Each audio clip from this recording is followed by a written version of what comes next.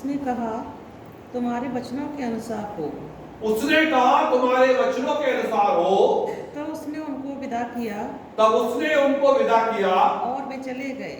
और वे चले गए। और उसने लाल रंग की डोरी को हाँ, खिड़की में बांध दिया। और उसने लाल रंग की डोरी को खिड़की में बांध दिया, उसी समय बांध दिया। क्या नाम है आपका? बाबू है। आप हमारे घर में आए थे मीटिंग में, यूथ की मीटिंग में, जिमी और आराधना दोनों आए थे। जब यूथ की मीटिंग हमने करी थी और हमने आप दोनों को नई बाइबल दी थी। आपकी बाइबल कहाँ है? चर्च में बाइबल के साथ आना है ना, ठीक है। और हमने और भी बाइबलें दी हैं आपको। आप भी बाइबल लेके आया करिए चर्च में, ठीक है। आप भी बाइबल लेके चर्च में बिना हथियार के नहीं आए, बाइबल लेके आए, ठीक है। बाइबल काय के लिए दी थी? इसीलिए तो दी थी कि बाइबल पढ़े और उसको लेके भी आए। तो उसने बांध दिया एक लाल सूत को, उसने अपनी खिड़की के अंदर बांध दिया, उसी समय बांध दिया, देर नहीं करी, है ना। बाइबल में है लाल कपड़ा, बड़ा रोल है उसका लाल कपड़े का, जूफे का, है ना। और देवदार की लकड़ी, है ना।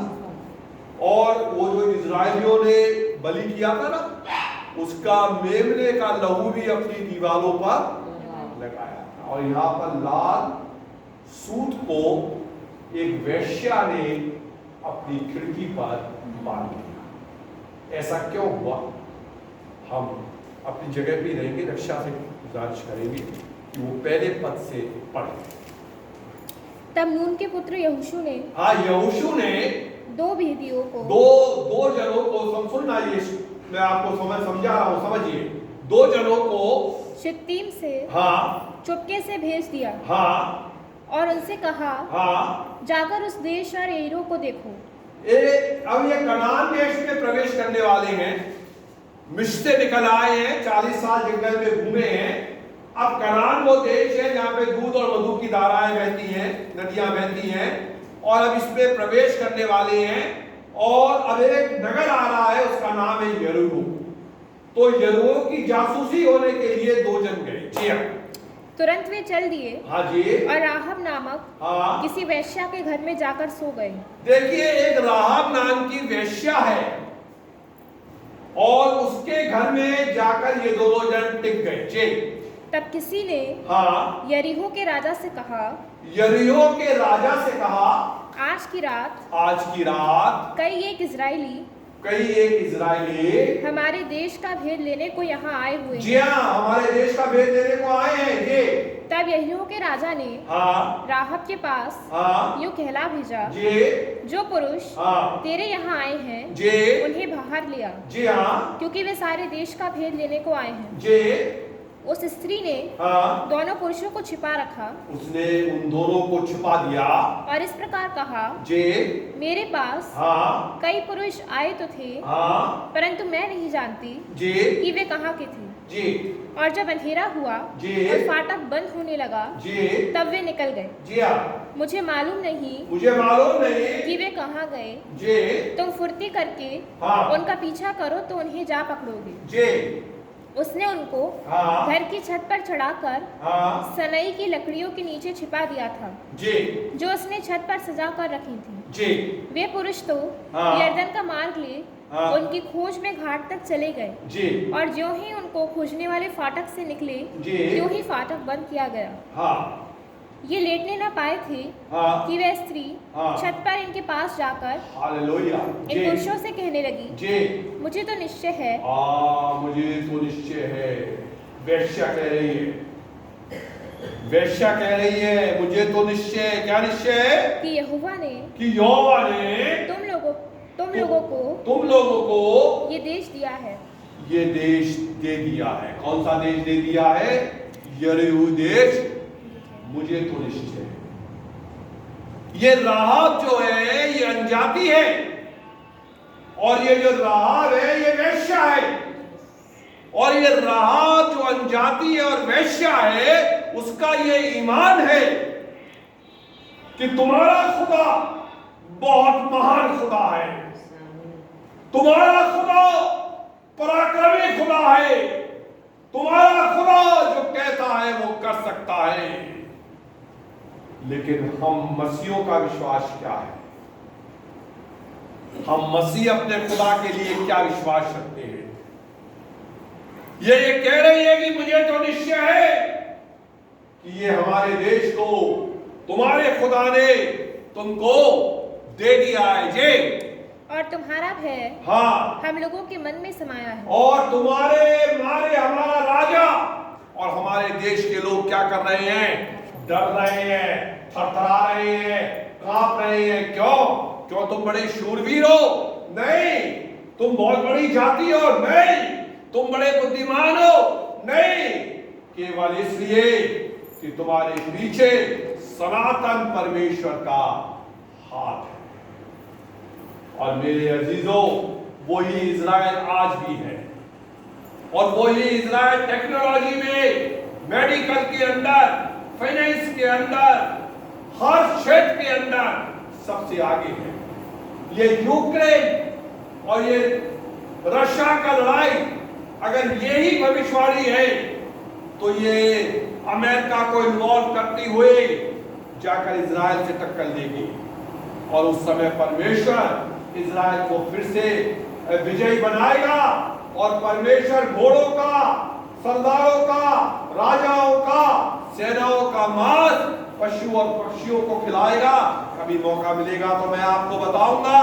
ये पक्षी उड़ गए, ये गिद्ध अब दिखाई नहीं देते। RCM में मैंने सालों नौकरी करी, गिद्ध रास्ते में मिलते थे जो जानवरों को खाते रहते थे, अब दिखाई नहीं देते। कौवे भी अब दिखाई नहीं देते। परमेश्वर ने उन तमाम चिड़ियों को उन वहां के लोगों के मांस को खाने के लिए इकट्ठा कर रखा है। तो एक राहब वेश्या आज मेरे और आपके लिए एक जीवित गवाही लेकर आती है। हाँ बेटे, आगे बढ़ो। और इस देश के सब निवासी हाँ तुम्हारे कारण घबरा रहे हैं, जे क्योंकि हमने सुना है हाँ कि यहोवा ने हाँ तुम्हारे मिस्र से निकलने के समय हाँ तुम्हारे सामने हाँ लाल समुद्रों का जल सुखा दिया। हाँ, तुम्हारे परमेश्वर ने क्या किया? लाल समुद्र के जल को।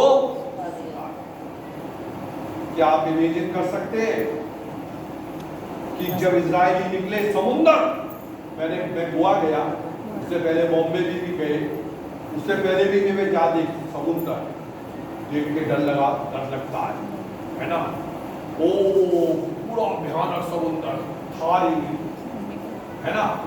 लेकिन मैंने वहां भी परमेश्वर का धन्यवाद दिया। एक जगह तक आता है, वहां तक आके रुक जाता है, उसके बगल में मकान बने हुए। परमेश्वर के वचन ने कहा कि परमेश्वर ने समुद्र को आज्ञा दी थी कि अपनी सीमा को लांघना नहीं। समुद्र के किनारे मकान बने हुए हैं, मैरीन ड्राइव की रोड बनी हुई है, और वो समुद्र वहां पर आता नहीं है। समुद्र इतना अथाह, और जब इजरायली निकले तो समुद्र दो भाग हो गया। मेरे प्रियो, ऐसा लिखा है कि पानी की दीवार एक तरफ बन गई और पानी की दीवार दूसरी तरफ बन गई। अभी आगे यरदन नदी भी सूखेगी, यरदन नदी को भी परमेश्वर सुखा देगा, और इजरायली बड़े आराम से समुद्र में होकर चलते चले गए। और लिखा है कि जल उनकी दोनों तरफ दीवार का काम करता था, और परमेश्वर का खंबा उनके साथ काम कर रहा था, और परमेश्वर उनके साथ जा रहा था। हाँ जी, आगे बढ़िए। और तुम लोगों ने हाँ सीहोन हाँ और ओग नामक हाँ यरदन पार रहने वाले एमोरियों के दोनों राजाओं का सत्यानाश कर डाला। और हमने ये भी सुना है कि तुमने ओग को भी मार दिया और तुमने सीहोन को भी मार दिया, और ये बड़े प्रतापी राजा थे। अब हमारे देश का क्या होगा? भैया, हमें तो सबको मरना ही पड़ेगा। एक अनजाति वेश्या इस बात की गवाही इन लोगों के सामने दे रही है जी। और ये सुनते ही हाँ हमारा मन पिघल गया जी, और तुम्हारे कारण हाँ किसी के जी में जी ना रहा। हाँ, हम डर गए, घबरा रहे हैं जी। क्योंकि तुम्हारा परमेश्वर यहोवा हाँ ऊपर के आकाश का हाँ और नीचे की पृथ्वी का परमेश्वर है। मेरे प्रियो कितनी सुंदर गवाही दी है इस औरत ने, क्योंकि तुम्हारा खुदा ऊपर आकाश का और नीचे पृथ्वी का, इसीलिए वो खुदा, मैंने अभी सिस्टर ग्लोरिया बाद में आई है, मैंने अभी कलीसिया से कहा कि हमारे और हमारे परिवार के लिए प्रार्थना करें। आपसे भी कह रहा हूं कि प्रार्थना करें। मेरे भी एक गांठ आ गई है हर्निया की, है ना, और इन दिनों में बहुत सारी परेशानियों पे परेशानियां आती चली जा रही हैं, लेकिन मैं थक नहीं रहा, और मैं परमेश्वर के वचन को और परमेश्वर की प्रार्थना को अपने घुटनों पे जा जाके बराबर कर रहा हूं। और आप हमारे परिवार के लिए प्रार्थना करें।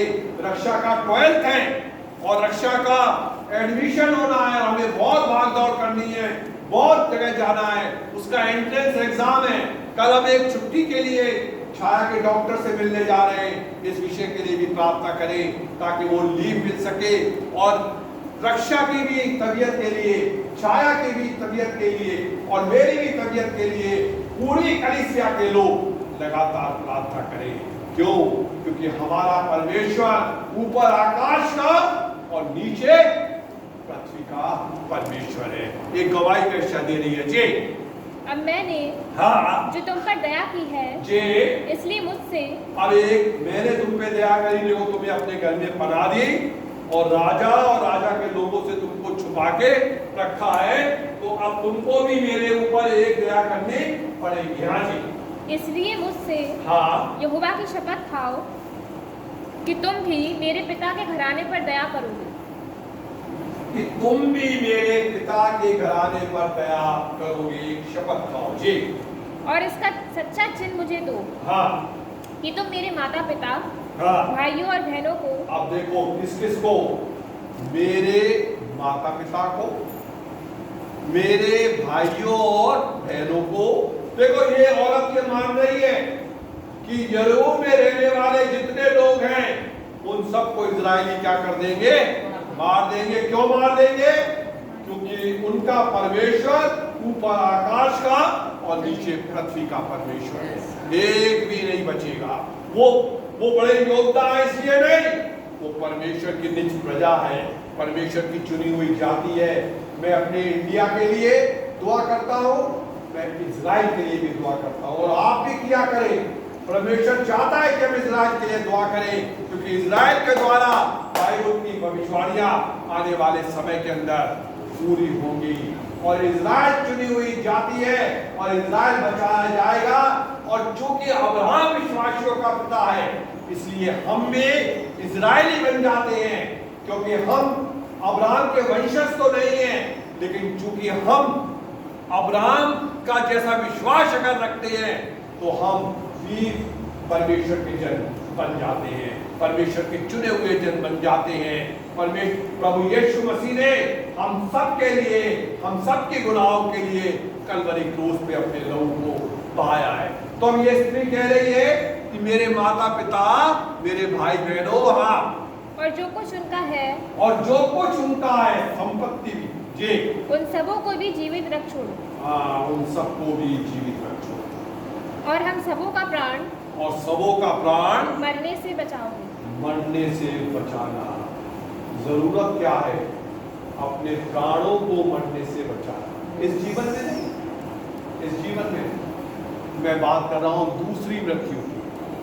दूसरी मृत्यु से बचना है। मैंने एक वचन आपको यूहन्ना में पढ़ के बताया, जो कोई मुझ पर विश्वास रखता है वो क्या था? अनंत काल तक नहीं मरेगा, और जो जीवित है वो अनंत काल तक नहीं मरेगा, और जो मर गया है वो भूल गए। निकालो यूहन्ना 11।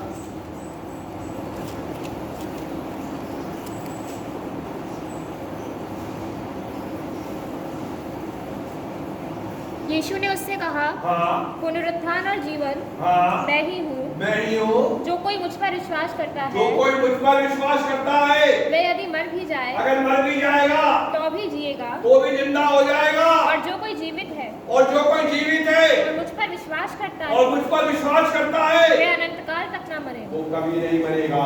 ये बड़ा भेद की बात है। अगर मर जाएगा कब्रें खुल जाएंगे, कब्रें खुल जाएंगी, हर विश्वासी की कब्र खुल जाएगी।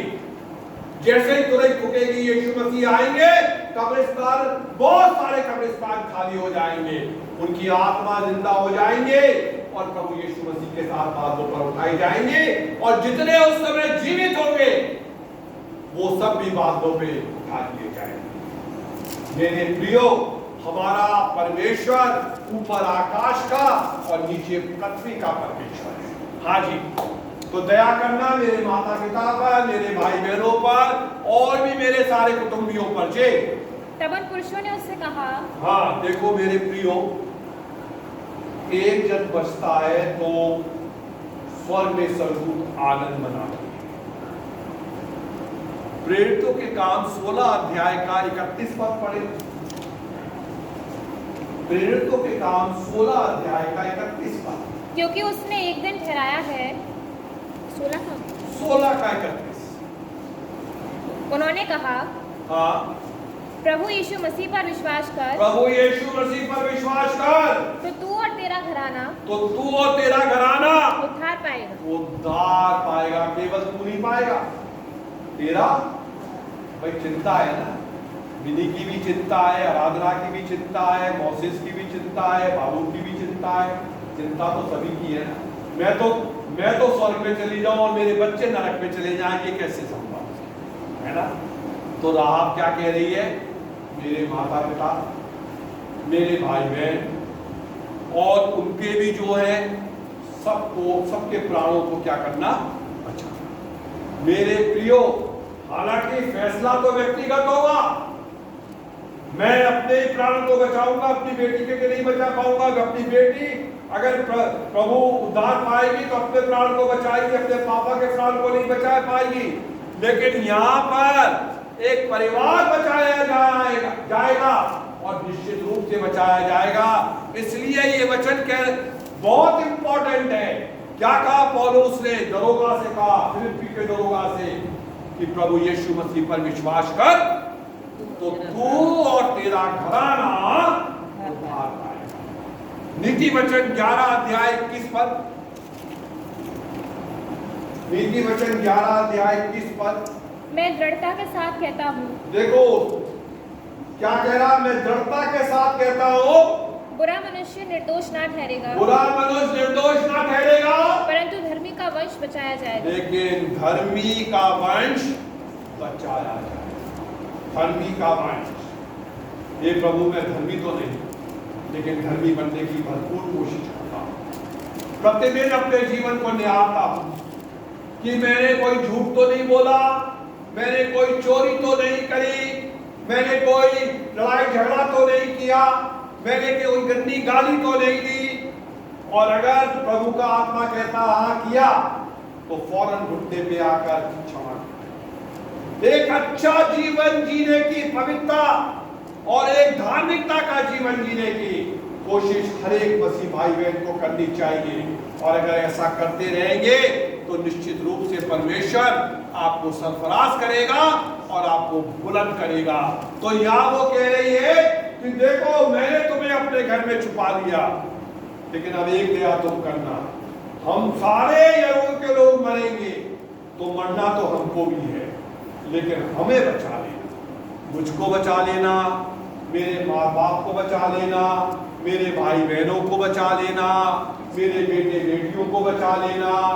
अब भैया राह वैश्या तो बेटा बेटी है या नहीं है मुझे पता नहीं, पति तो होगा नहीं क्योंकि है तो ये वैश्या, लेकिन जो मेरे लोग हैं उनके ऊपर क्या कर देना, दया कर देना। और वो कहता है कि प्रभु यीशु मसीह पर विश्वास कर तो तू और तेरा घराना उद्धार पाएगा। आज माता पिता बड़े खुश हैं, बहुत सारे माता पिता, और खुश होना चाहिए क्योंकि उनके जो बच्चे हैं ना वो लाखों कमा रहे हैं, है ना। वो बड़े बड़े मेट्रोपॉलिटन सिटी के अंदर बड़े बड़े फ्लैट्स बनवा रहे हैं, जो हमारे सामने बोलना जानते नहीं थे, अब वो पोर्टिको की, लॉन्च की, गैलरी की बातें कर रहे हैं।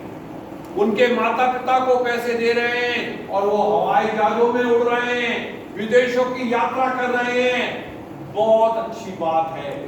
मैं बड़ा आनंदित हूं ऐसे लोगों के लिए जिनके बच्चे अपने माता पिता का इतना ध्यान रख रहे हैं। लेकिन हे माता पिताओं, क्या तुम्हें ये पता है कि जिस समय प्रभु यीशु मसीह का आगमन होगा उस समय क्या तुम्हारे बच्चे स्वर्ग के राज्य में जाएंगे या वो नरक में जाएंगे? क्या तुम्हें ये ध्यान है? कमा तो बहुत रहे हैं और ऐश भी बहुत कर रहे हैं, बहुत अच्छी बात है, मसीह लोगों की बात कर रहा हूं, लेकिन मरने के बाद कहां जाएंगे? कहां जाएंगे?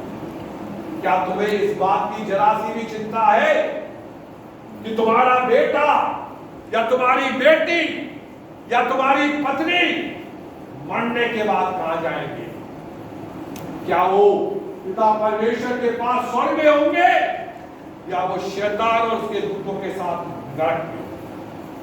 अपने अपने प्राणों को और अपने परिवार के प्राणों को बचाओ। अपने बच्चों को मसीह शिक्षा दो। अपने बच्चों को बताओ चोरी मत करो, घूस का पैसा मत लो, रिश्वत मत लो, बुरे काम मत करो, झूठे बिल मत बनवाओ मेडिकल के, बिजली की चोरी मत करो। अरे ये थोड़ा सा बिजली की चोरी करके तुम अपने आप को नरक में ले जाओगे। झूठ मत बोलो, झूठ मत बोलो। मेरी तबीयत ठीक नहीं है इसलिए आज ड्यूटी पे नहीं आ रही है।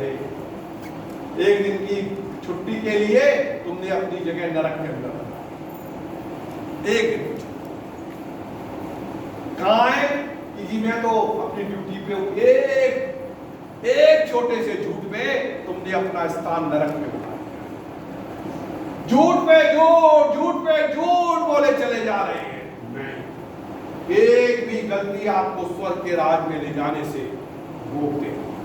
सचेत हो जाए, बिल्कुल सचेत, बिल्कुल सचेत। और अपने बच्चों से अगर तुम्हें वाकई प्यार है, मेरा बेटा, मेरी बेटी, आए आए आए आए, जरा सी तकलीफ हो जाए तुम अपनी हैसियत से बड़े बड़े डॉक्टरों को लाकर बिठा देते हो कि मेरा बेटे को और मेरी बेटी को कुछ हो ना जाए। और जब वो नरक में फेंके जाएंगे तब क्या करोगे?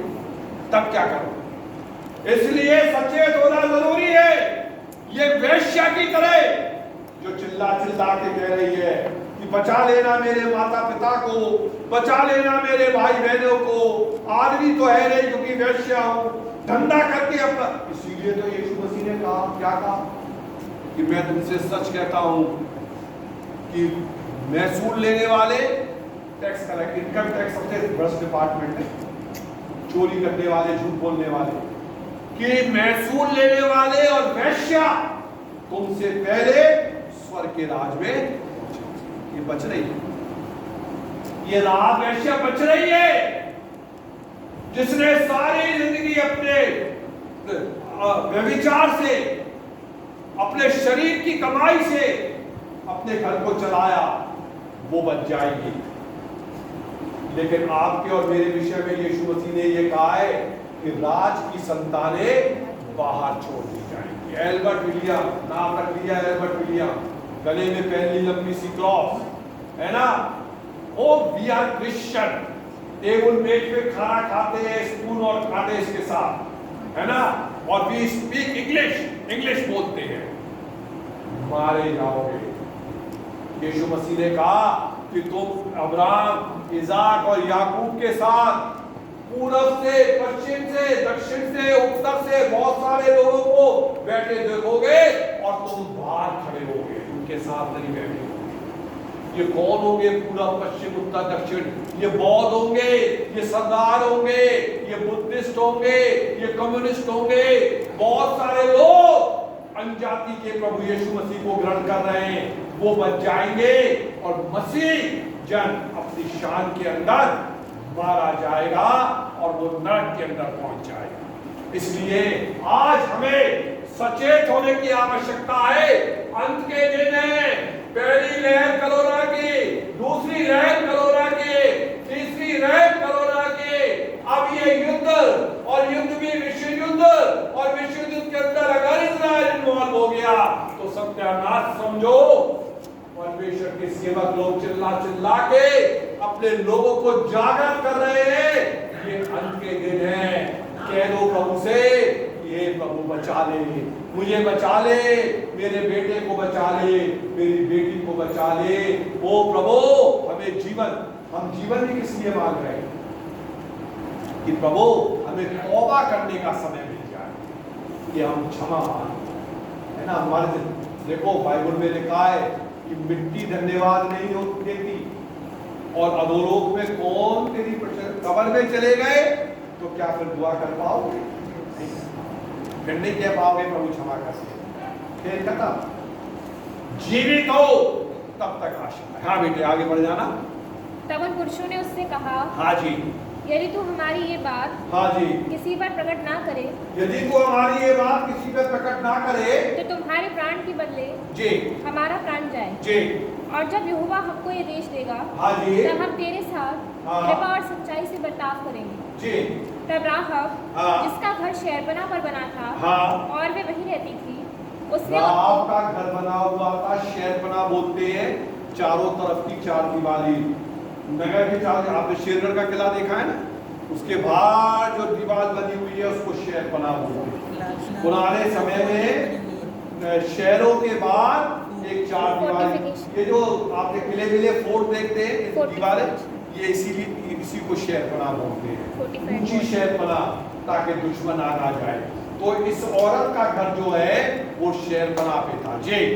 उसने उनको हाँ, खिड़की से हाँ, रस्सी के बल उतार के नगर हाँ, के बाहर कर दिया। उसने क्या कर दिया, एक रस्सी ली और रस्सी को नीचे लटका दिया, और वो दोनों जन उस रस्सी से लटक कर उस खिड़की से बाहर चले गए, बाहर चले। लेकिन जाने से पहले इन दूतों से उसने एक प्रतिज्ञा ली कि जब हमारा परमेश्वर, हमारा नहीं तुम्हारा परमेश्वर, हम तो अनजाति, हम तो वैश्य हैं, जब तुम्हारा परमेश्वर ये देश तुमको दे दे और सबको मार दे, तब तुम मेरे माता पिता, मेरे भाई बहनों और मेरे सब लोगों पर दया करना और हमको जान से मत मारना। हाँ जी। और उसने उनसे कहा, जी, पहाड़ को चले जाओ, हाँ, ऐसा ना हो हाँ, कि खोजने वाले तुमको पाए, हाँ, इसलिए जब तक हाँ, तुम्हारे खोजने वाले लौट न आए, हाँ, तब तक हाँ, अर्थात 3 दिन हाँ, वहीं छिपे रहना, हाँ, छिप जाना, उसके बाद अपना मार लेना। जी। उन्होंने उससे कहा, हाँ, जो शपथ हाँ, तूने हमको खिलाई है, जो शपथ तुमने हमको खिलाई है उसके विषय में में हम तो निर्दोष रहेंगे। हम निर्दोष रहेंगे। सुन, जब हम लोग इस देश में आएंगे, जब हम लोग आएंगे, प्रभु यीशु मसीह कह रहा है, सुन, जिस दिन मैं आऊंगा, सुन, जिस दिन मैं आऊंगा, सुन ले, जिस दिन मैं आऊंगा।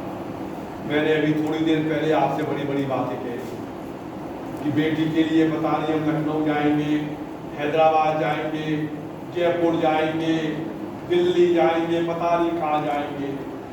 मुझे नहीं पता कि जा भी पाएंगे कि नहीं जा पाएंगे, क्या पता आज रात को यीशु मसीह आ जाए। इसलिए वो कह रहा है, सुन, जब हम आएंगे, यीशु मसीह कह रहा है, सुन, जिस दिन मैं आऊंगा, आने वाला। देखो, ये कलीसिया के उठाए जाने के बाद संसार खत्म नहीं हो, दुनिया चलती रहे। अभी फर्स्ट आगमन पे केवल वो लोग उठाए जाएंगे जो उद्धार पाकर मरे पड़े हुए या जो जीवित उद्धार पाकर, और 1000 साल तक यीशु मसीह के साथ स्वर्ग में रहना है। उसके बाद फिर पृथ्वी पे आना है, और पृथ्वी पे आपको सूबे डाली दी जाएगी, और शैतान को 1000 साल के लिए बांध दिया जाएगा। और उसके बाद महाविपत्ति का काल होगा, 7 साल का 2 चरणों में, 3.5 चरणों में, 666 की मोहर या माथे पर या हाथ पर। लोग बाग तो अभी भी कह रहे हैं कि कोरोना का इंजेक्शन भी वही है, जबरदस्ती ठेला जा रहा है, यात्रा नहीं कर पाओगे, राशन नहीं मिलेगा, कोरोना का इंजेक्शन नहीं लगाओगे, ये बातें चालू हो गई हैं। एक चिप आ गई है, वो चिप इंसर्ट करी जा रही है मनुष्य शरीर में, सारा डेटा आ जाएगा, एटीएम के सामने बस खड़े हो जाओ, अपने आप पैसा निकल के आएगा। अब आपको पिन दबाने की भी जरूरत नहीं पड़ेगी। ये सारी भविष्यवाणियां पूरी हो रही है। ये REFT चिप है, उस चिप का नाम बहुत लोगों ने इंसर्ट करा ली है फॉरेन के अंदर। ये चिप आ गई है, ये अंत के दिन चल रहे हैं। मेरे प्रियो, जिसके मोहर होगी उसको मिलेगा पेट्रोल गाड़ी के लिए, उसको ही मिलेगी रोटी, और ऐसे गर्दन कर दी जाएगी। यीशु मसीह का इनकार कर, अगर तुम कहोगे कि हाँ यीशु मसीह की निंदा करोगे तो तुम जीवित छोड़े जाओगे, और तुम कहोगे कि नहीं कुछ भी हो जाए मैं यीशु मसीह की निंदा नहीं करूंगा, तो तलवार से गला काट दिया जाएगा।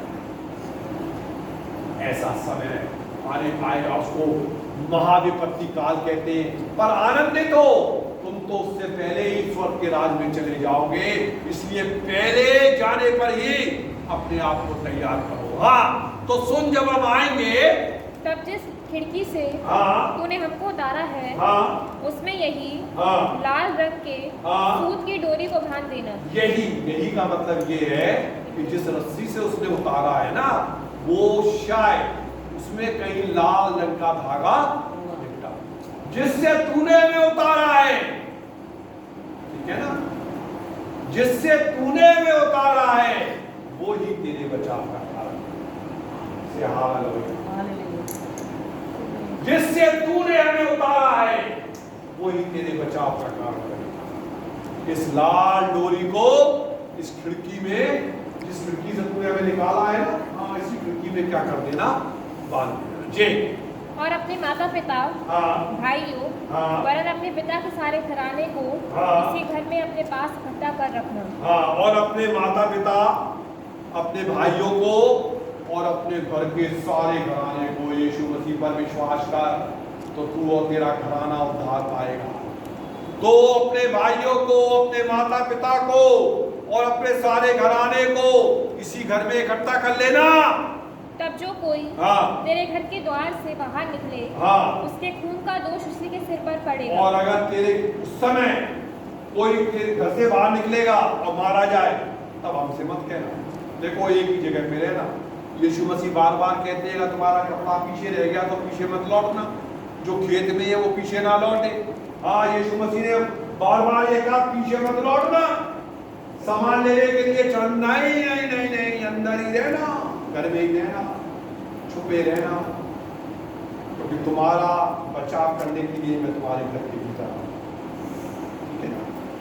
ये लाल रंग का लहू लगा लो दरवाजों पे, इस्राएलियों से कहा था, और अपने आप को लहू के पीछे क्या कर लो, छुपा लो। इसीलिए तो हम दुआ मांगते हैं कि प्रभु हम अपने आप को तेरे लहू में ढांप दे। और उन्होंने कहा, मृत्यु का दूत तलवार लेकर आएगा। जिस घर के ऊपर ये लाल, यहाँ पे लाल रंग लगा है, तो बस इसको लांग के निकल जाएगा, इसमें कोई हानि नहीं करेगा।